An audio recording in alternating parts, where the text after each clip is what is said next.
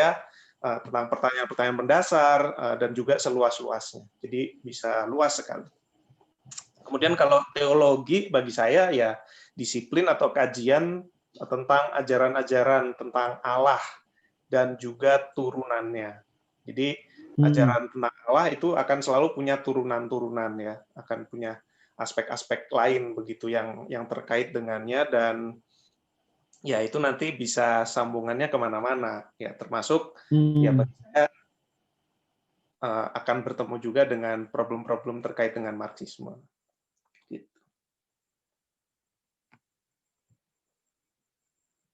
Halo, sorry.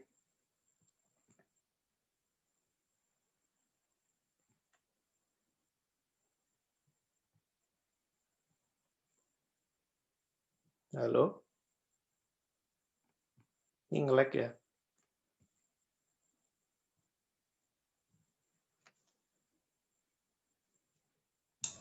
Yang nge-lag tuh Om. Oh iya, iya. Udah, belum?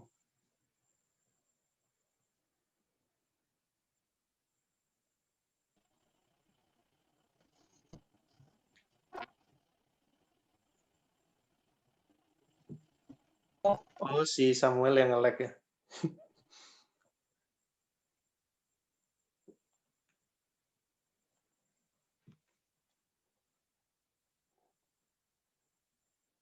Masih mute, Bung.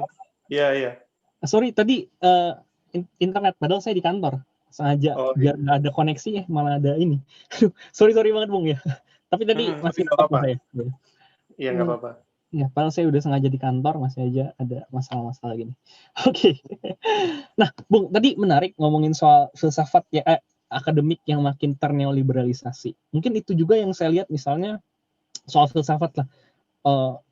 Ini agak kemana-mana, tapi ini saya lihat trennya begitu ya, Bung. Kalau di Brazil misalnya, Bolsonaro tuh sensitif banget gitu sama yang namanya filsafat. Bahkan dia sempat ngilangin funding buat ilmu-ilmu humaniora gitu. Dan atau juga di zaman Soeharto kali, Orde Baru ya, Bu. Itu filsafat itu haram banget gitu untuk dipelajarin kesannya di zaman-zaman mereka itu. Jadi ya memang itu kali ya, Bung, yang terasakan gitu ya. Itu salah satunya. Dan bahkan sampai sekarang juga itu yang terjadi ya, Bung, kalau bisa kita omongin. Iya, betul sekali. Jadi itu kan sudah sangat krisis sebetulnya bidang humaniora di universitas hari ini. Bukan cuma di Indonesia, tapi bahkan juga di dunia. Karena institusi pendidikan kita kan sangat terneoliberalisasi, dan neoliberalisasi itu akan selalu bicara tentang efisiensi, efektivitas. Jadi semuanya itu harus diarahkan, termasuk juga ruang-ruang pendidikan itu untuk bagaimana caranya supaya kapital itu bisa terakumulasi secepat mungkin. Nah, filsafat itu kan justru melawan arus itu kan. Orang justru diajak untuk mempertanyakan kembali, untuk mengeksplorasi kemungkinan-kemungkinan lain. Nah, itu kan justru memperlambat. Iya. Iya. Makanya, ya seakan-akan filsafat itu tidak melakukan apa-apa gitu ya, Bung. Ya, makanya, aduh. Makanya susah juga mungkin ya. Mungkin anak-anak filsafat tuh cari kerjaan, mungkin salah satunya itu. Wah, ini memperlambat kerja kami.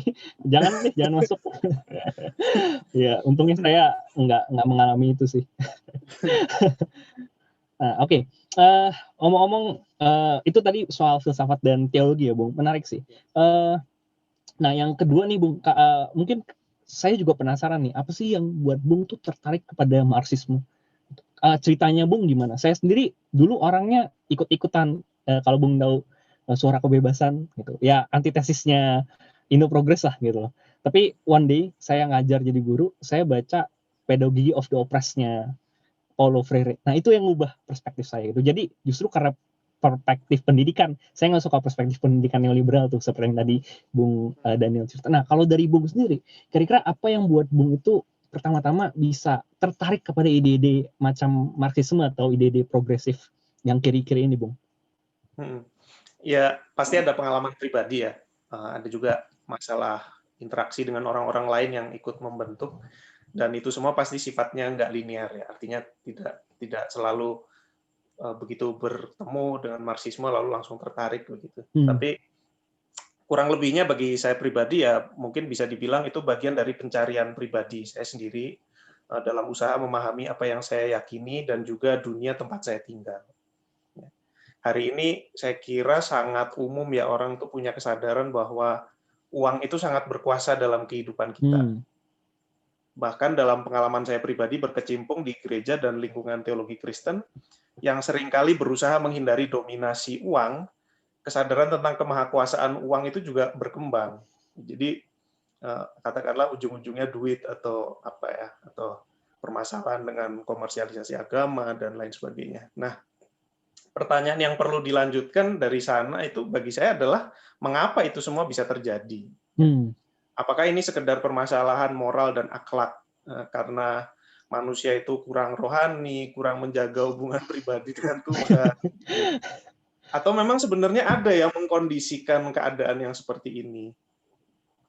Sehingga yang dunia yang kita tinggali sekarang tuh jadi seperti ini. Nah, pertanyaan-pertanyaan seperti inilah yang mau tidak mau membuat saya tidak bisa mengabaikan tradisi pemikiran Marxis yang memang sedari awal berusaha membedah problem-problem semacam ini. I see. Jadi apa ya, Marxisme itu suatu upaya untuk memahami realitas juga kali ya, Bung, kalau saya nggak salah bahasakan. Oke, sangat menarik. Nah, oke, ini sebelum teman makin bingung, Marxisme memahami realitas. Nah, Bung, bisa nggak tolong jelasin kira-kira apa sih yang dimaksud sebagai Marxisme gitu ya, sebelum kita ngomongin relasinya dengan agama. Apa sih Marxisme itu dan apa karakteristiknya, Bung? Marxisme itu menurut saya pertama-tama adalah sebuah tradisi pemikiran yang berupaya menjelaskan dinamika perkembangan sejarah masyarakat dalam kaitannya dengan perkembangan corak produksi, ya, atau kalau bahasa Inggrisnya itu mode of production, itu kata kunci di dalam Marxisme ya. Jadi bagaimana kegiatan produksi di dalam suatu masyarakat itu diorganisasikan. Nah, dalam dunia yang kita tinggali hari ini ya corak produksinya adalah kapitalisme. Jadi Marxisme itu sebuah tradisi pemikiran berupaya menjelaskan dinamika perkembangan sejarah masyarakat. Ya, jadi masyarakat itu kan berkembang, punya sejarahnya, punya fase-fase perkembangannya, dan itu dinamis, artinya nggak linear begitu ya. Dia penuh dengan pertentangan-pertentangan dan juga perkembangan-perkembangan.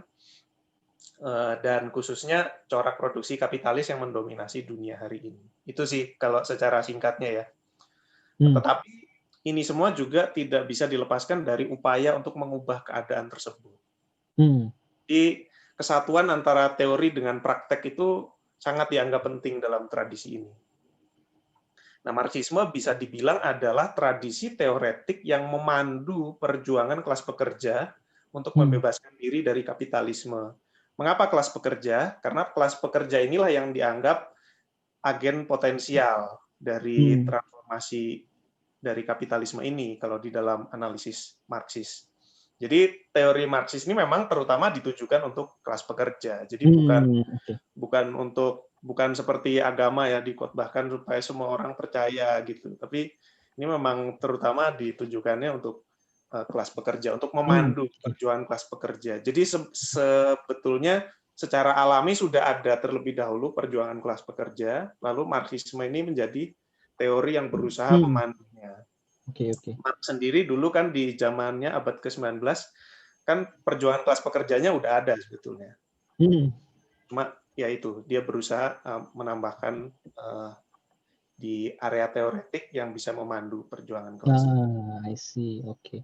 Jadi sudah ada perjuangannya, tapi gagasan teoretiknya itu belum ada waktu di zaman Marx kayak gitu ya, Bung?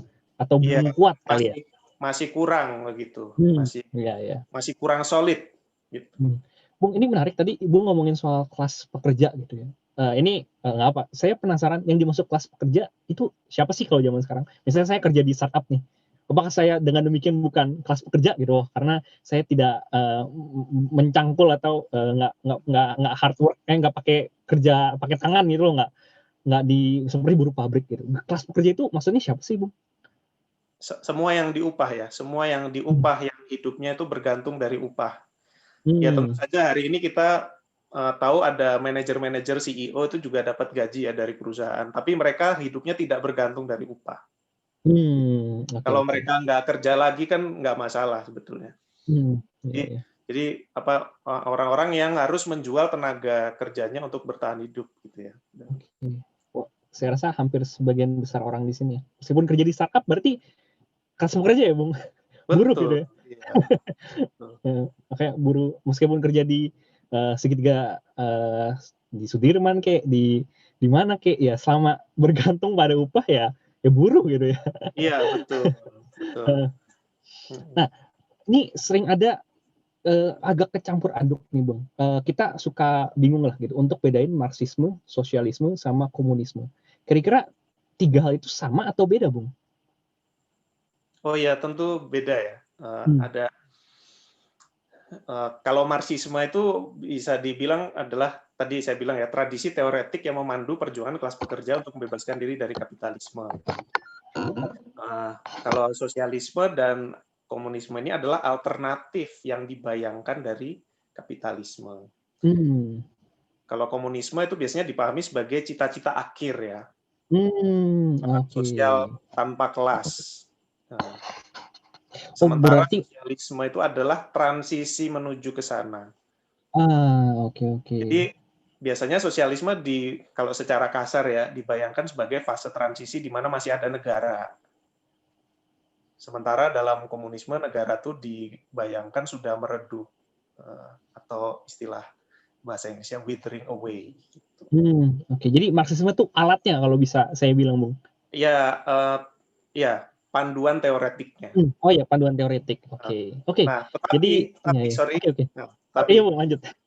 tetapi tentu saja ini hanyalah salah satu aspek umum dari penggunaan istilah tersebut. Misalnya dalam bukunya Ideologi Jerman ya, yang ditulis oleh Marx dan Engels, The German Ideology, Marx dan Engels di situ menyebut komunisme sebagai the real movement that abolishes the present state of things. Jadi sebagai gerakan real hari ini yang itu ya meniadakan kondisi-kondisi yang ada sekarang. Jadi dalam pernyataan ini komunisme itu lebih digambarkan sebagai gerakan real pada saat ini daripada angan-angan utopis di kemudian hari. Tapi itu mungkin Oke. lebih untuk diskusi lanjutan daripada Oh, itu pengantar. lanjutan. Oke, Ya, thank you, Bung. Secara kasar nangkap sih ya. Jadi sebenarnya Marxisme gagasan penggerak gitu ya. Komunisme dan sosialisme adalah yang berusaha untuk dicapai gitu ya, ya dari masyarakat yang sistemnya kapitalistik gitu ya. ya, Iya ya, Bung. Oke. betul. Nah, oke. Tadi definisi, Bung. Mungkin udah di mention dikit sih, tapi bisa nggak berikan kami apa ya? Latar belakang historis gitu. Mungkin apa yang mendahului Marxisme gitu ya. Dan semacamnya. Nah, jadi latar belakang historis kira-kira gimana, Bung? Jadi yang melatar belakangi Marxisme dalam hal kondisi sejarah jelas kapitalisme itu sendiri ya. Artinya kalau nggak ada kapitalisme ya nggak ada Marxisme. Jadi bukan kebalikannya ya, bukan Marx itu apa namanya, yang orang jenius yang lalu menciptakan dari ketiadaan ide-idenya sendiri, lalu terus muncul gerakan buruh, gerakan sosialis, partai komunis gitu. Enggak, sama sekali bukan enggak. Itu asumsi idealis. Tapi jelas ada kondisi sejarah yang melatar belakangi itu. Jadi bisa dibilang waktu itu ya kondisi yang amat brutal dalam sejarah awal kapitalisme di Eropa. Lalu bisa kita sebut juga perlawanan kaum buruh terhadapnya. Nah, jadi Marxisme lahir dalam kondisi ini. Itu dalam hal kondisi sejarah.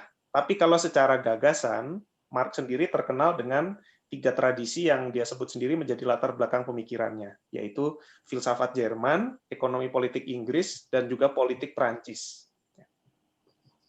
Jadi filsafat Jerman di sini terutama mengacu pada Hegel, yang pemikirannya mendominasi percakapan filosofis di abad ke-19. Lalu juga Ludwig Feuerbach, ya, Hegelian muda. Jadi dialektika Hegel bisa dibilang masih mewarnai pemikiran Marx hingga tua, meski ada pemikir-pemikir Marxis yang bakal tidak setuju dengan pembacaan ini. Ya, filsafat Hegel itu mengajak untuk melihat kenyataan secara total, ya, secara utuh dalam proses perkembangan yang melalui kontradiksi-kontradiksi dari unsur-unsurnya. Itu jelas ya. Tetapi di sini penuntunnya itu adalah roh absolut ya kalau dalam filsafat Hegel. Jadi ini adalah sebentuk idealisme. Lalu kemudian Feuerbach sebagai penerus Hegel dalam kelompok Hegelian kiri mengkritik idealisme ini.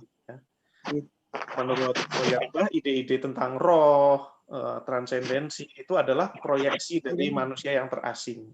Jadi itu angan-angan ideal manusia aja ya. Dengan memproyeksikan angan-angan ideal itu, dia menjadi terasing. Dengan kata lain, Feuerbach itu sebetulnya coba mengajukan posisi materialis. Ya, mencoba membalikkan Hegel. Tetapi Marx selalu mengkritik Feuerbach juga. Ya. Jadi Feuerbach itu seperti antara Marx dengan Hegel. Gitu. Hegel, Feuerbach, Marx. Nah, Marx sepakat dengan Feuerbach tentang proyeksi dan keterasingan ini. Hanya saja pertanyaannya bagi Marx adalah apa yang mengkondisikan keterasingan ini? Ya. Mengapa manusia lalu memproyeksikan angan-angan ideal tersebut? Nah, menurut Marx, disinilah Feuerbach sebetulnya masih idealis, karena keterasingan manusia ini masih dipahami terlepas dari konteks pergumulan materialnya. Nah, bagi Marx, penyebab keterasingan ini adalah kondisi ketertindasan di bawah kapitalisme. Jadi, disinilah dia menjadi itu ya, makanya materialisme, materialisme yang lebih jauh daripada Feuerbach, materialisme yang dikaitkan dengan kenyataan sosial produksi. Ya. Tetapi dengan dialektika Hegel ya, yang melihat kenyataan secara total dalam kontradiksi-kontradiksinya. Ya, mengamati perkembangan sejarah dalam kontradiksi-kontradiksinya. Makanya metodenya bisa disebut materialisme dialektis. Jadi membalikkan Hegel, kan ada istilahnya itu ya, membalikkan Hegel dari kepala ke kaki, ya kaki ke kepala itu. Nah, lalu materialisme dialektika ini diterapkan dalam mengamati perkembangan sejarah. Nah, itulah yang disebut materialisme historis. Jadi materialisme historis itu adalah penerapan materialisme dialektik dalam menganalisis sejarah perkembangan masyarakat. Oke, itu jadi filsafat Jerman latar belakangnya ya. Kemudian yang kedua adalah ekonomi politik Inggris. Nah, ini adalah pengaruh Engels ya. Marx sendiri sebetulnya kan kuliahnya dulu filsafat, dia nggak ngerti ekonomi politik.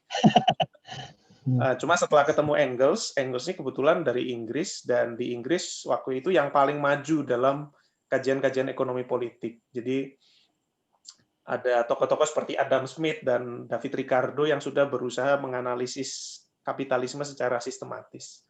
Nah, Marx kemudian mempelajari secara otodidak tradisi ini dan kemudian mencoba membuat teorinya sendiri, analisisnya sendiri, yang menurut dia lebih maju.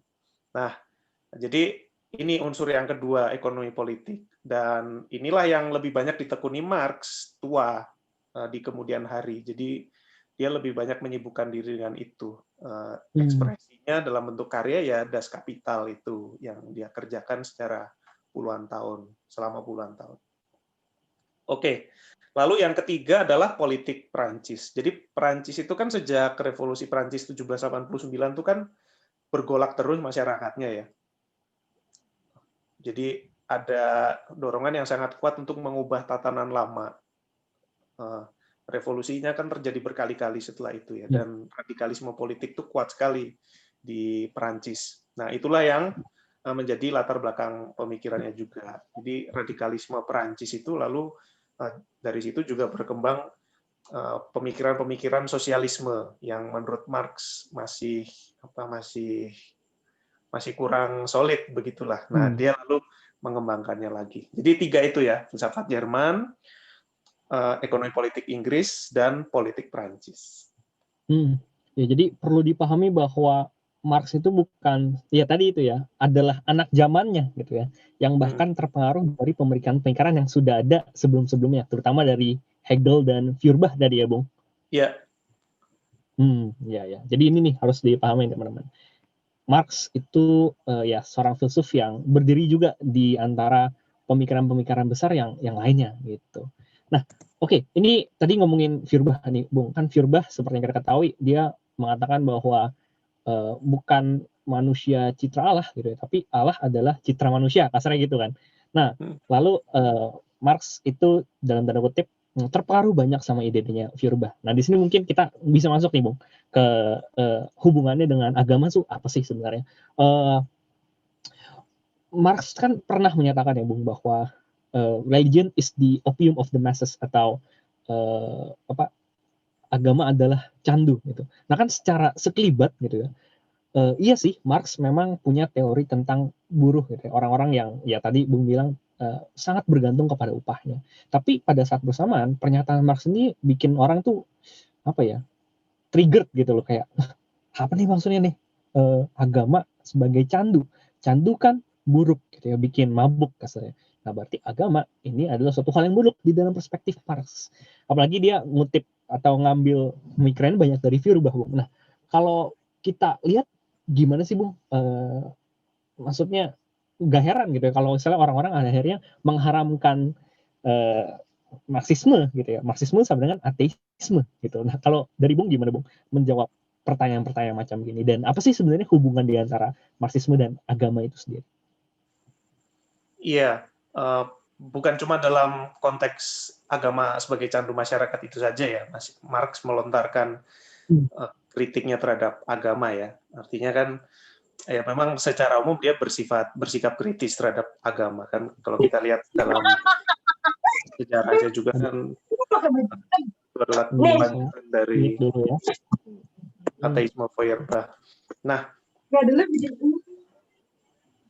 tetapi kalau kutipan agama candu masyarakat itu sendiri, kalau kita fokuskan terhadap kutipan itu sendiri, itu kan dari pengantar kontribusinya untuk kritik filsafat Hegel ya.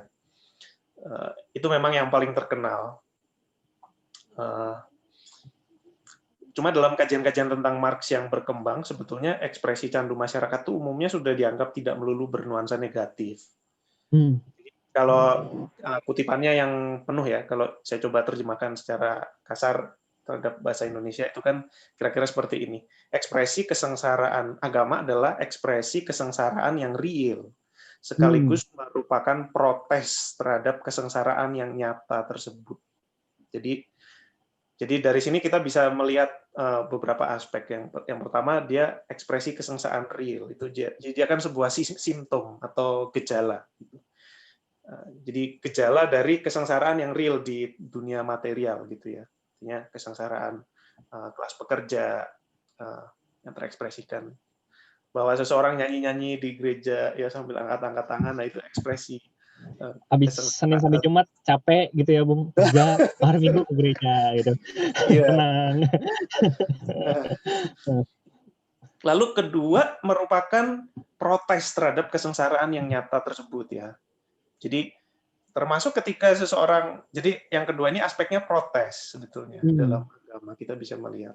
Termasuk dalam kepercayaan-kepercayaan yang bisa kita anggap sebetulnya meninabobokan gitu ya, katakanlah seperti surga dan neraka. Di situ sebenarnya kita juga bisa melihat ada elemen protes. Artinya kan kita protes terhadap kenyataan yang ada sekarang ini gitu kan. Makanya ada bayangan tentang sesuatu yang lain di masa depan. Nah, lalu konteks kalimatnya yang lain yang seterusnya itu adalah agama adalah keluhan para makhluk tertindas, jantung hati sebuah dunia tanpa hati, jiwa untuk keadaan tak berjiwa. Agama adalah candu masyarakat. Jadi di sini kita bisa melihat paling tidak 4 aspek ya menurut saya. Yang pertama tadi saya bilang simptom atau gejala, yang kedua ekspresi protes, yang ketiga memang candu dalam arti pelega ya, atau relief ya, membuat kita terhibur begitu ya. Oh iya, nggak apa-apa saya susah di dunia, tapi nanti saya mati saya akan masuk surga yang kekal. Lalu yang keempat, tetapi candu ini juga punya arti sebagai booster atau penyemangat gitu. Jadi ada yang meneliti itu ya, gimana Marx menggunakan candu dalam teks-teksnya yang lain, itu katanya dalam surat-suratnya misalnya kepada istrinya atau kepada Engels, dia menceritakan tentang bagaimana dia membutuhkan candu gitu ya untuk menjadi booster gitu ya, menjadi semacam energizer begitu. Nah, jadi ada aspek ini juga, jadi bahwa agama itu punya fungsi sebagai booster, energizer, dan itu sebabnya kita bisa melihat antusiasme yang sangat jelas bisa kita lihat dari kehidupan orang-orang yang beragama. Hmm. Nah, dari sinilah kita bisa melihat nuansanya bukan cuma negatif ya. Misalnya kalau kita lihat sebagai ekspresi protes dan booster, ini kita bisa melihat potensi dengan agama itu justru jadi tampak, ya, ekspresi protes, lalu booster. Dia ada potensi antusiasme itu kan bisa juga diterjemahkan ke dalam bentuk radikalisme gitu ya. Orang bisa sangat militan gitu untuk giat bagi Allah gitu. Iya, iya. Iya, dan kadang Itu dipergunakan secara negatif juga bisa gitu ya, Bung. Kayak iya, orang kerja di kantor gitu kan, terus mungkin kalau di let's say di sebuah sekolah Kristen gitu ya. Aduh, kalian jadi guru capek-capek gitu kan, pulang malam itu kerja buat Tuhan gitu loh. Tapi nggak dapat misalnya insentif, misalnya begitulah misalnya begitu. Itu kan iya. apa ya? Menguras tanda kutip gitu ya, Bung. Iya, ya, itu bisa digunakan juga di sisi sebaliknya oleh si si pemilik modal gitu ya. Tapi di sisi lain dia bisa juga menjadi penyemangat. Apalagi kalau kita hubungkan dengan fungsinya sebagai protes itu ya, sebagai ekspresi protes. Itu sebabnya kita bisa melihat banyak gerakan protes juga yang dimotivasi semangat agama. Nah, belum lagi kalau kita bicara tentang fungsi agama sebagai relief tadi, sebagai pelega ya. Itu kan biasanya melalui utopia yang diekspresikan agama. Angan-angan indah, seperti kalau dalam bahasa Kristen itu, maaf ya, saya ngertinya Kristen soalnya. Jadi, kalau mungkin di agama lain ya ada juga sendiri. Tapi kalau dalam bahasa Kristen itu kan ada langit dan bumi yang baru, surga, persaudaraan, atau bahkan Firdaus atau Taman Eden itu bisa kita anggap juga sebagai utopia yang dilemparkan ke masa lalu. Masa lalu yang mythical gitu ya. Nah, gambaran-gambaran ini memang bisa difungsikan untuk kepentingan kelas penguasa ya, dengan meredam hasrat untuk mengubah keadaan yang sekarang gitu kan. Oke, udahlah nggak usah pusing dengan keadaan yang sekarang, tapi yang jelas nanti kamu mati pasti masuk surga. Tetapi di sisi lain gambaran-gambaran ini juga bisa menjadi kritik terhadap kondisi kekinian. Tadi saya sebut ya, elemen protes ya. Orang-orang yang meyakini dengan sedemikian mendalam ya gambaran-gambaran ini bisa juga lantas merasa terganggu ketika merasakan kontradiksi antara gambaran ideal ini dengan kenyataan, ya kan? Misalnya kalau kita di gereja kan biasanya nyanyi dalam Yesus kita bersaudara gitu kan. Padahal kan ya itu kan bisa berfungsi meninabobokan misalnya ya. Kalau padahal bos saya yang itu bos saya atau yang kasih saya gaji gitu ya. Ya, atau misalnya Donald Trump dan kawan-kawannya di sana gitu ya jelas bukan saudara sama saya gitu kan, jajahan-jajahan gitu kan, rakyat dunia ketiga yang ditindas imperialisme Amerika. Cuma di sisi lain itu juga bisa menjadi kritik gitu.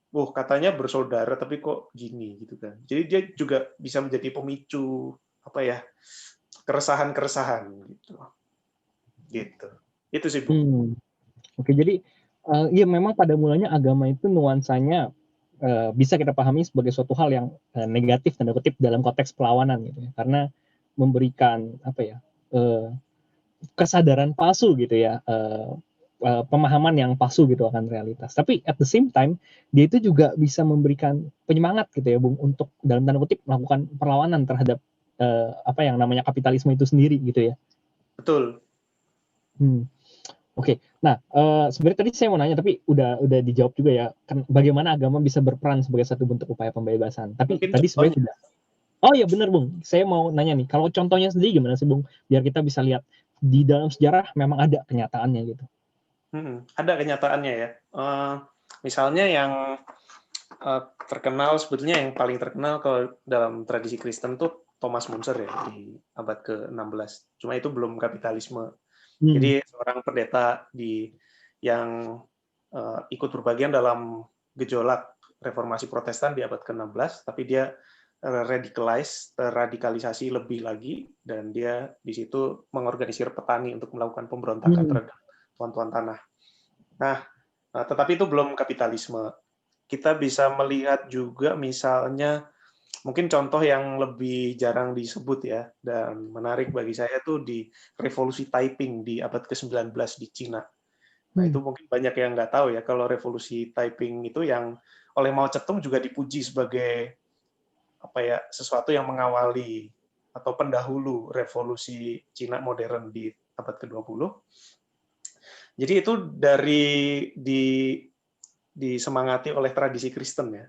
Jadi tokohnya itu Hong Xiuquan itu terinspirasi teks-teks Alkitab yang dia baca gitu. Dan di situ dia merasa terganggu ketika Kaisar Cina waktu itu dinasti apa saya lupa ya. Dinasti Ming mungkin ya. Itu menyebut kaisar sebagai Shangti ya. Ya, apa istilahnya? Pokoknya ada kemiripan ya antara Shangti dengan apa gitu. Saya nggak jago bahasa Cina, tapi ada kemiripan antara sebutan terhadap kaisar dengan kepada Tuhan. Dan di situ dia merasa terganggu ya. Itu Iya, Shangti, benar-benar, Bung. iya, itu menurut dia harus dilawan begitu. Dan lalu juga gerakan ini dengan semangat agama itu, dengan semangat ingin membela Tuhan itu, lalu merebut tanah-tanah yang dimiliki oleh tuan-tuan tanah dan juga gudang-gudangnya. Dan itu mereka lalu kelola secara kolektif ya. Lalu perempuan juga dibebaskan waktu itu ya. Perempuan yang tadinya di Cina itu kakinya disuruh dibengkokin pakai sepatu yang sempit itu dibebaskan, dan bahkan banyak pemimpin di organisasi mereka itu perempuan juga gitu. Jadi mereka meyakini bahwa kalau memang Tuhan itu sumber kekayaan, ya kekayaan yang dia berikan itu harus dibagi-bagi secara rata. Wah, menarik banget. Ya, jadi ada contoh-contoh semacam ini dalam sejarah. Kemudian yang paling terkenal tentu saja teologi pembebasan di Amerika Latin, di mana sampai ada martir-martir dari kalangan rohaniwan Katolik yang dibunuh karena menentang rezim militer, atau bahkan menjadi gerilyawan komunis seperti Camilo Torres di Kolombia. Belum lagi pemikir-pemikir yang aktif menyuarakan sintesis iman Kristen dengan gagasan-gagasan Marxis ya. Misalnya Ernesto Cardenal, Gustavo Gutierrez, atau yang lainnya. Nah, tetapi ya supaya saya nggak Kristen-Kristen terus ini nanti dikira begitu. Tapi jauh sebelum teologi pembebasan Amerika Latin yang tersohor itu di tahun 1970-an, sebenarnya sintesis ini sendiri sudah terjadi di Indonesia pada tahun 1920-an lewat Serikat Islam Merah. Dengan salah satu tokohnya yang paling terkenal Haji Misbah. Waktu itu ada koran Islam Bergerak yang diterbitkan secara rutin, yang sekarang coba dihidupkan kembali oleh beberapa teman-teman lewat situs web ya, islambergerak.com. Itu kan mencoba menghidupkan kembali Islam Bergerak di tahun 1920-an. Kemudian dari kalangan Kristen di Indonesia sendiri ada Amir Syarifuddin ya, yang dulu tokoh penting di GMKI, Gerakan Mahasiswa Kristen Indonesia, sering berkhotbah di gereja-gereja, dan konon menjadi dosen juga di kampus yang sekarang kita sebut STFT Jakarta. Jadi Indonesia sebenarnya punya sejarah yang unik soal perjumpaan Marxisme dengan agama. Oke, saya baru tahu soal Amir Syarifuddin juga aktif di GMKI. Iya, Amir Syarifuddin dulu ditembak mati, lalu dia konon sebelum ditembak itu dia menyanyikan Internasionale, lagu Gerakan Komunis Internasional, sambil memegang Alkitab atau menyebut doa Bapa Kami begitu. Dan meninggalnya bersatulah kaum buruh sedunia gitu ya kalau nggak salah saya baca. Ya kan matinya begitu kan. Wah itu banget, hebat banget itu. Meninggal pun begitu. Oke, jadi banyak ya Bung contoh-contohnya ya sebenarnya ya. Iya, contohnya. Ya. Dan bahkan dari Islam. Saya nggak tahu kalau Buddhisme ada nggak ya Bung? Bung pernah dengar nggak kalau soal Buddhisme dan Marxisme? Kalau Buddhisme, Dalai Lama itu sih ngakunya Marxis ya, tapi ya itu bisa dipertanyakan lah. Tetap. Oke. Iya. Ya apa namanya? Ya saya pikir juga ada pasti yang coba untuk mengait-ngaitkannya. Cuma memang saya sendiri tidak terlalu familiar dengan itu. Ada yang ngomong aku ingin mati dalam keadaan kiri. Oke, Bung, itu kan bisa dibilang tadi masa lalu lah gitu. Kalau dalam konteks kekinian gimana, Bung? Kira-kira Bung masih melihat ada relevansi nggak sih dari Marxisme itu sendiri? Ataupun kegerakan-kegerakan macam itu? Gitu. Atau justru kita melihat yang sebaliknya ya, agama itu memang merupakan candu di abad ke-21 ini? Iya, saya pikir secara umum memang agama yang terinstitusi akan cenderung mengambil posisi konservatif ya. Dia akan coba memuluskan cara kerja masyarakat yang ada. Dan kalau kita bicara tentang Indonesia hari ini ya tatanan neoliberal. Dia akan menyesuaikan diri dengan itu, berusaha memuluskan tatanan yang ada. Kalau di masa lalu ya kolonialisme Belanda ya. Lalu di masa Orde Baru ya Orde Baru dulu kita ya ingat sendiri bagaimana misalnya dalam religi Kristen ada teolog-teolog pembangunan begitu.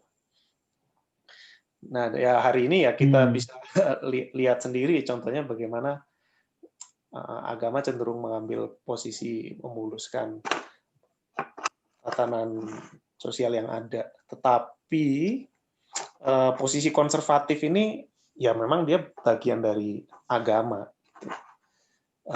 Di sisi lain, ketika tatanan sosialnya lain, ya mungkin dia juga bisa berfungsi lain. Misalnya kalau di Korea Utara itu mungkin banyak yang nggak tahu ya, itu dulu wakil presidennya kakeknya Kim Jong Un dulu itu pendeta Protestan. Oh. Ya, jadi memang di satu sisi agama punya posisi konservatif dan menurut saya itu juga tidak selalu buruk ya. Ada satu teolog dari Australia dulu pernah menjelaskan ya, Farnham Maynard, dia pernah menjelaskan bahwa posisi konservatif ini tidak selalu harus bertubrukan dengan perjuangan sosialis ya. Misalnya ketika revolusi sudah terjadi, misalnya kita bayangkan revolusi sudah terjadi, nah justru arus konservatif dari agama ini akan ikut membantu mempertahankan revolusi, mempertahankan tatanan sosial yang ada ya, supaya langgeng. Oke, tetapi kalau kita bicara tentang itu agama dan posisi konservatifnya hari ini di Indonesia, sisi sebaliknya juga selalu berpotensi muncul. Misalnya kalau kita lihat dalam sejarah sendiri di Amerika Serikat dari sejak awal itu kan konservatif sekali ya posisi agama itu bagaimana kolonialisme Amerika, ekspansi wilayah, lalu juga pembantaian terhadap Indian itu sangat dilegitimasi oleh kekristenan dengan menganggap bahwa mereka ini mengemban bagian dari providensi ilahi dalam sejarah, bagian dari pemeliharaan Allah atas sejarah sehingga Amerika ini bisa termodernisasi melalui dominasi kulit putih, lalu juga bagaimana kulit orang-orang Indian itu dianggap orang-orang Indian dan kulit hitam itu dianggap seperti orang-orang kafir begitu katakanlah ya, yang kelas 2 katakanlah, yang bukan orang pilihan gitu. Tetapi di sisi lain kita akan selalu bisa melihat potensi kebalikannya. Kembali ke sejarah Amerika tadi, ketika orang-orang kulit hitam banyak kemudian yang diintegrasikan ke dalam narasi Kristen itu sendiri, lalu muncul kemungkinan-kemungkinan sebaliknya ya. Bagaimana lalu ada juga kelompok-kelompok kulit putih yang merasa terganggu, kok kita katanya saudara seiman tapi kok kondisinya seperti ini gitu. Atau dari kulit hitamnya sendiri. Konon pemberontakan kulit hitam pertama di Amerika Serikat itu juga narasinya dari narasi Kristen justru, yaitu bagaimana tokoh perjuangan kebebasan kulit hitamnya itu lalu digadang-gadang sebagai Musa yang baru. Artinya kan lalu ada narasi Kristen yang sama yang digunakan untuk agenda yang sebaliknya. Itu sih yang saya lihat ya. Jadi di Indonesia hari ini tentu memuluskan tatanan neoliberal, tapi akan selalu muncul kemungkinan-kemungkinan sebaliknya. Oke, interesting, Bung. Nah, ini pertanyaan yang mungkin terakhir dari saya. Kira-kira buat Bung, kenapa menjadi seorang, bukan menjadi seorang ya, kenapa, tepatnya gimana ya saya ngomongnya enaknya? perlu menengok kepada pemikiran daripada Marxisme gitu loh. Kenapa kita perlu menengok Marxisme sih, Bung? Iya, kenapa perlu menengok pemikiran Marxisme sebetulnya ya pertama-tama karena kapitalisme masih mendominasi kehidupan kita hari ini ya. Selama kapitalisme masih dikdaya, kita akan terus diperhadapkan dengan problematika yang terkait dengannya. Ketimpangan sosial, militerisme, pelanggaran HAM, kemiskinan, konsumerisme, rasisme, kerusakan lingkungan, dan lain sebagainya. Jadi agama yang dihayati di dunia, mau tidak mau akan berhadapan dengan masalah-masalah ini juga, dan akan selalu ditantang untuk menempatkan diri. Belum lagi soal pengaruhnya terhadap penghayatan agama di kalangan umat itu sendiri, misalnya masalah komersialisasi agama. Untuk bisa menempatkan diri di tengah keadaan yang seperti ini, kita butuh memahami kapitalisme itu apa. Dan karena teks-teks utama keagamaan itu disusunnya di zaman pra-kapitalis, nah dia nggak siap saji ya, dia nggak punya jawaban yang siap saji. Misalnya kalau dalam tradisi Kristen ya di Alkitab itu ditulisnya jauh sebelum kapitalisme. Ya. Jadi kalau ditanya apa yang Alkitab katakan tentang kapitalisme, ya nggak ada. Ya. Memang belum ada di zaman itu gitu. Jadi mengapa Marxisme yang diperlukan untuk memahami hal ini? Karena Marxisme adalah tradisi yang sudah sekian abad bergumul dengan problem-problem semacam ini, berusaha menganalisis dengan teliti dan kritis dan terus mengembangkannya, sembari berupaya menjadi kompas dalam upaya-upaya untuk mengubahnya. Ya, jadi mau kamu agree or disagree, setuju atau nggak setuju, tetapi ketika kita berhadapan dengan problem-problem kapitalisme dan berusaha memahami, mencari jawabannya, mencari alternatif, mau tidak mau, ya kita mesti mempelajari Marxisme, termasuk dari kalangan yang beragama. Itu sih. Oke, wow, thank you, Bung. Sangat membuka banget nih. Terutama mungkin miskonsepsi kami atau orang di sini bisa at least berubah lah paling. Nah, Bung, tapi pertanyaan dari saya udah habis. Tapi ada banyak pertanyaan nih, Bung, dari beberapa orang. Saya ambil beberapa ya, Bung. Oke, ini yang pertama itu menarik, Bung. Weber, kan kita ngomongin soal Marx, agama dan Marxisme, gitu. Bahwa agama itu punya nuansa pembebasan. Tapi pada saat yang bersamaan ada seseorang yang namanya Max Weber, gitu. Weber yang ngomong bahwa justru Protestanisme itu yang menggerakkan atau spirit daripada kapitalisme itu sendiri. Nah, kalau dari Bung gimana menanggapi? Nah, terus gimana dong kalau ada orang bertanya kayak gitu? Iya, ya Weber itu pertanyaan klasik ya, dan yang di situ yang dibahas adalah Protestan. Ini tentu saja sudah didiskusikan sangat sering, dan kalau di chat itu ada yang titip, Bung Syarif titip promosi untuk buku yang mau terbit ya. Nah itu sedikit saya singgung juga di dalam buku yang akan segera terbit untuk memperingati 200 tahun Engels. Saya menjadi salah satu penulisnya, Bung Syarif juga salah satu penulisnya. Nah itu pre-ordernya mungkin akan diumumkan besok. Sorry. Pre-ordernya di mana, Bung? Tetapi ada jawabannya, ada disinggung di sana. Nah, di situ saya sempat singgung pertanyaan itu. Jadi Calvinisme itu memang dalam sejarahnya berfungsi untuk memuluskan kapitalisme ya.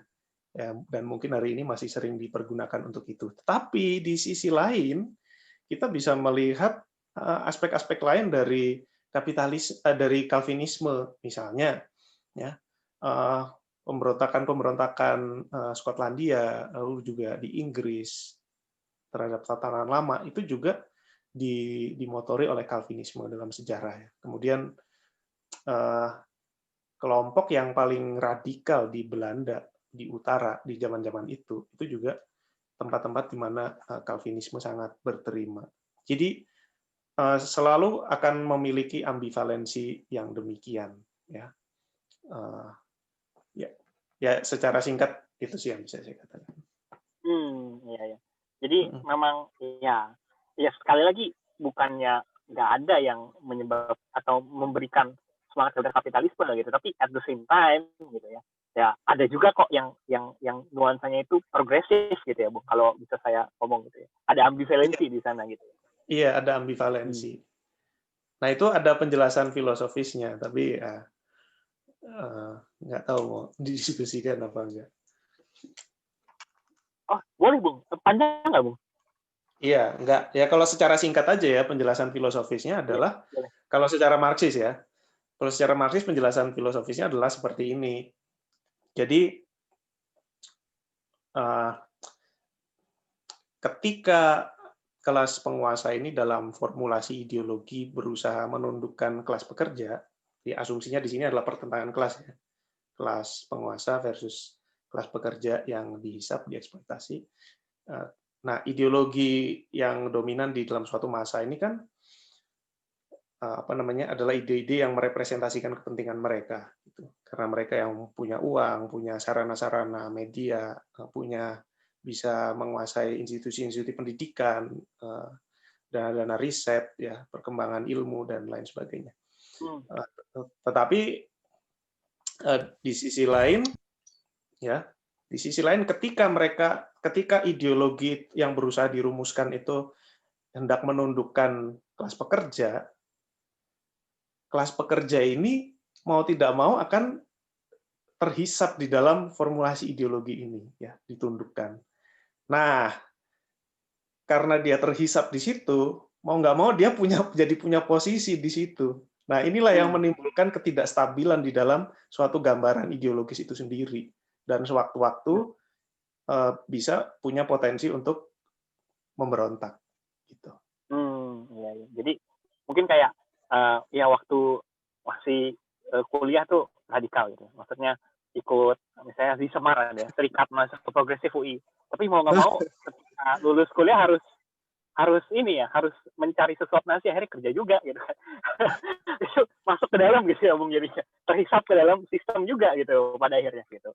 Iya, tapi ini maksudnya di gambaran ideologis gitu ya. Iya, Di iya. gambaran Iya. ideologis. Ini mungkin jokes aja sih, Bung. Iya, iya. Ya karena mau nggak mau sih. Nah, oke, thank you, Bung. Ini ada lagi, Bung, pertanyaan. Pertanyaan menarik, Bung. Ini lucu nih. Cukup menarik. Apakah Marxisme bertentangan dengan Pancasila? Gimana kalau menurut Bung Daniel? Gimana, Bung? Justru PKI sebelum 1965 itu adalah salah satu kelompok yang sangat gencar mengkampanyekan Pancasila. Ya, itu bisa dicek di dalam sejarah. Sekarang udah terbuka semua, nggak bisa ditutup-tutupi lagi sama sejarah bentukan Orde Baru. Kita bisa melihat dengan sangat jelas lewat di Google aja, misalnya tokoh-tokoh seperti Aidit, apa semua, itu tokoh-tokoh yang sangat Pancasilais gitu. Dan kalau kita bicara tentang Pancasila sendiri, at least dari penggagasnya ya, Soekarno ya. Kalau kita bicara tentang Pancasilanya Soekarno, ya sebetulnya Marxisme bagian yang sangat sentral di dalamnya. Karena itu kan cerminan dari apa yang Soekarno tulis waktu muda ya, nasionalisme, Islamisme, dan Marxisme ya di tahun 1926 atau 1927 waktu dia masih mahasiswa. Nah, di situ dia menulis itu, gabungan dari tiga itu akan didayagunakan untuk melawan kolonialisme Belanda. Nah, itu juga yang lalu terrepresentasikan belakangan sebagai Nasakom, ya kan?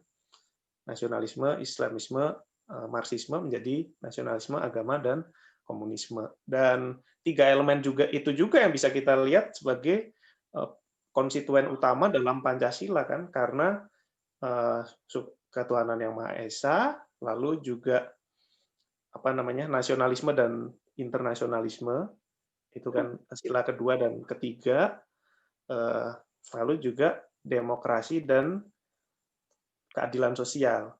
Kalau sila keempat sama kelima itu kan Soekarno sebut sebagai demokrasi ekonomi. Sila kedua sama ketiga itu demokrasi politik. Jadi demokrasi politik dan demokrasi ekonomi. Menurut dia keduanya tidak dapat terpisah. Nah, demokrasi ekonomi ini jelas adalah sosialisme gitu. Jadi itu sebetulnya bagian yang sangat integral. Dan Bung Karno pembaca Das Kapital waktu SMA ya, dia pernah mengatakan ketika pemuda-pemuda lain sibuk berpacaran di malam minggu, aku menenggelamkan diri dalam teks-teks dalam lembar-lembar Das Kapital. Dan bahkan bapak-bapak founding fathers Indonesia seperti Bung Hatta, semua itu adalah pembaca-pembaca Das Kapital. Dan kalau kita lihat buku-buku Soekarno juga analisisnya tentang kapitalisme, ya di situ kita bisa melihat pemikiran Marx kental sekali di sana. Oke. Ini ada pertanyaan lanjutan menarik, Bung, terkait Indonesia. Orang-orang tuh punya sensitivitas gitu terhadap kata komunis gitu.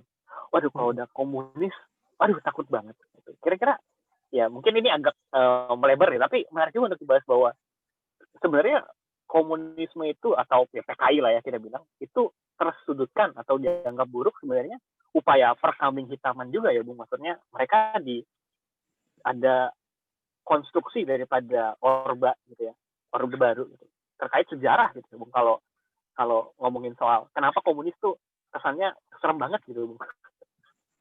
Iya, yaitu adalah sisa-sisa peninggalan Orde Baru yang masih belum bisa dilampaui sejak Reformasi 1998. Jadi Reformasi 1998 Soeharto runtuh, tetapi legacy dari Orde Baru itu masih sangat kuat mengakar di Indonesia. Dan ya inilah saya pikir tantangan yang lebih banyak sebetulnya peluangnya dimiliki oleh generasi-generasi kalian yang lebih muda ini ya, yang udah nggak sempat sekolah di zaman Soeharto itu. Meskipun ya di Indonesia itu masih terus digaungkan terus dan masih panjang gitu perjuangannya. Tetapi kalau kita bandingkan misalnya di Chile ya, di mana ceritanya kurang lebih sama karena penggulingan pemerintah sosialis di sana itu kan juga CIA sendiri menggunakan istilah Jakarta Method ya, atau metode Jakarta. Artinya apa yang coba dilakukan di Indonesia dengan Soekarno itu juga yang mereka lakukan di Chile. Nah, tapi ketika rezim itu runtuh, lalu kesadaran perlawanan terhadap neoliberalisme itu menjadi kuat sekali sekarang. Nah, ini bisa kita perbandingkan ya. Di Indonesia lambat sekali legacy Orde Baru itu diruntuhkan.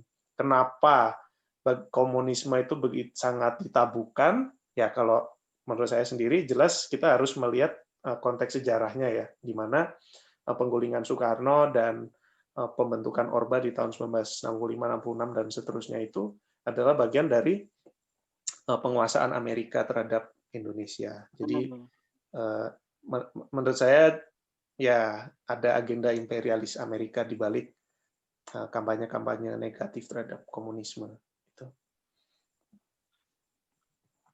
Ya, jadi ada konteks historis kali gitu, teman-teman. Nggak tiba-tiba datang, atau nggak karena komunisme itu memang buruk pada dirinya sendiri gitu ya, tetapi karena hal-hal yang lain gitu. Wah, ini ada yang mau nanya, saya kantornya gimana? Untung masih aman sih, nggak ada Ijang, nggak ada tukang nasi goreng. Aman. Oh, ada yang sebut-sebut mungkin salah satu website channel yang bagus Akademi Ali Arcam ya, Bung, untuk belajar soal Marxisme dan yang lainnya. Oh iya, itu ada yang nyebut ya di chat ya, Bung Winner Wibisono.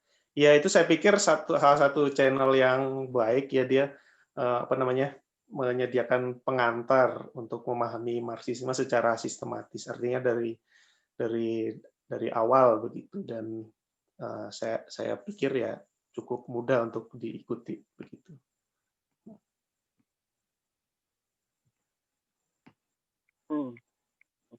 Ini mungkin pertanyaan menuju yang terakhir, Bung. Bung menyarankan baca buku Marxismenya Pak Fran Marquis, kan?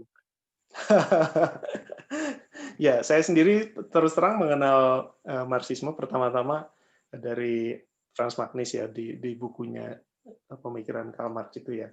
Dan waktu pertama kali baca ya percaya gitu apa yang dia katakan begitu. Karena memang belum punya pemahaman yang cukup begitu. Ya saya pikir nggak ada masalah membaca buku Franz Magnus itu, meskipun ya hari ini di Indonesia kalau di kalangan orang-orang yang belajar Marxis ya dianggap itu banyak kelirunya.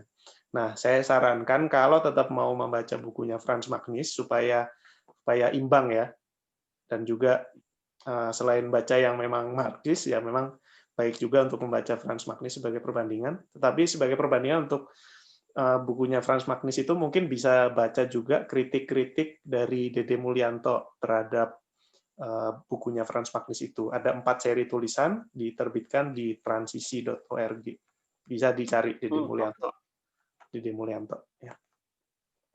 Dan sepertinya sumber-sumber soal Marx itu menyebar di mana-mana ya, Bung. Ada Indo Progress, ada Islam Bergerak, ada Kristen Hijau, terus tadi ada transisi.org gitu. Sebenarnya banyak ya Bung sumber internetnya ya.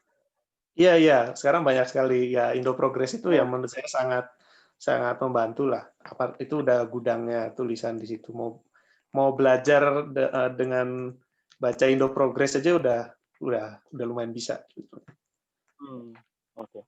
Bung ada saran nggak satu buku yang mungkin enak lah untuk mengantar ke dalam Marxisme? Mengapa Marx benar ya? Itu udah diterjemahkan ke dalam bahasa Indonesia juga, ditulis oleh Terry Eagleton.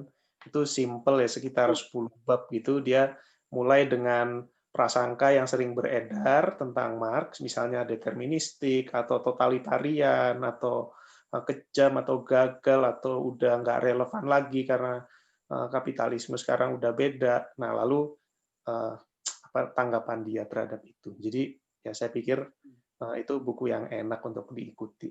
Kalau bahasa Inggrisnya terjemahannya ya kalau bahasa Inggrisnya judulnya ya Why Marx Was Right, Terry Eagleton. Tapi kalau bahasa Indonesianya Mengapa Marx Benar.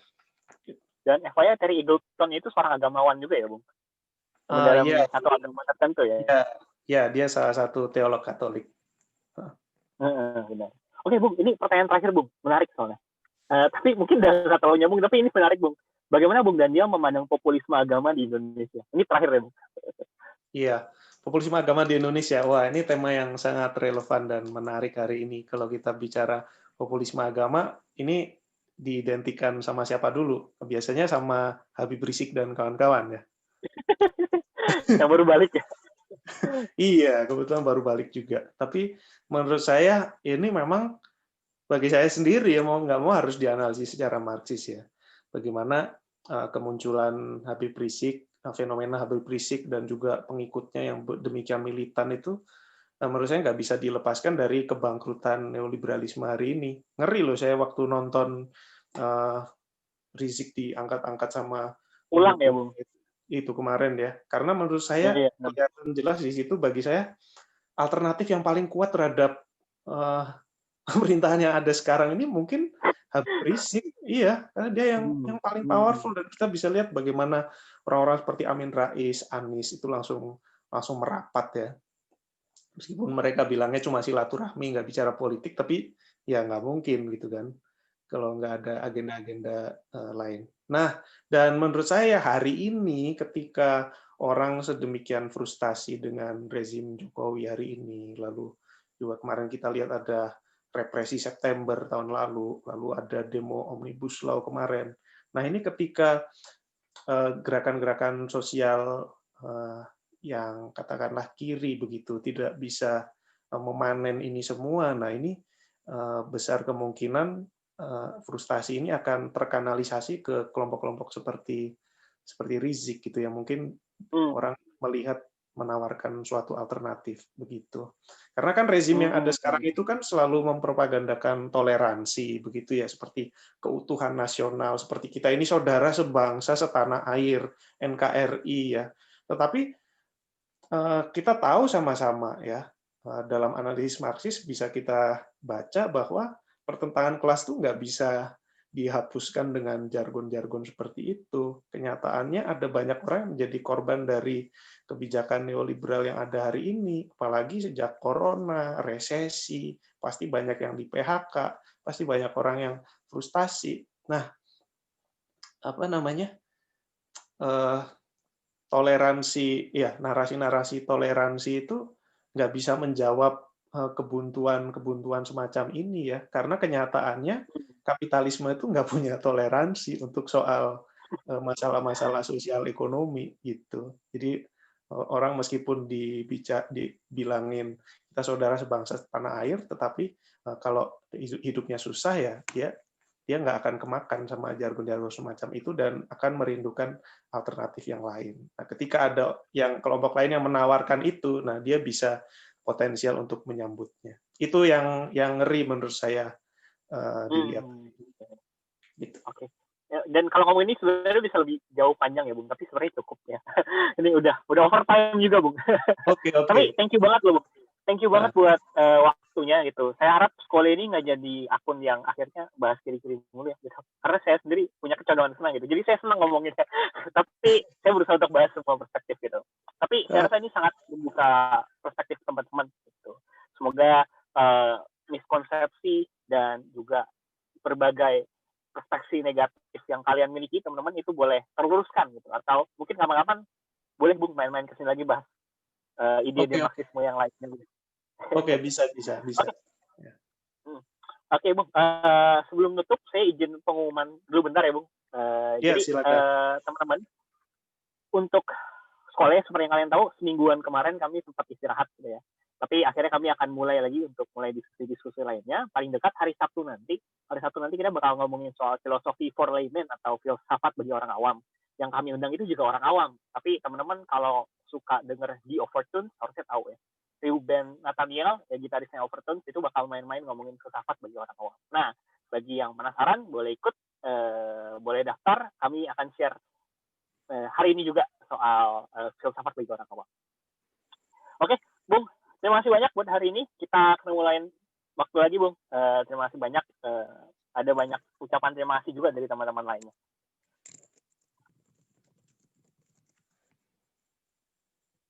Iya, terima Thank you. kasih. Thank you semua. Terima Thank you, kasih Bung. juga. Salam buat semuanya ya.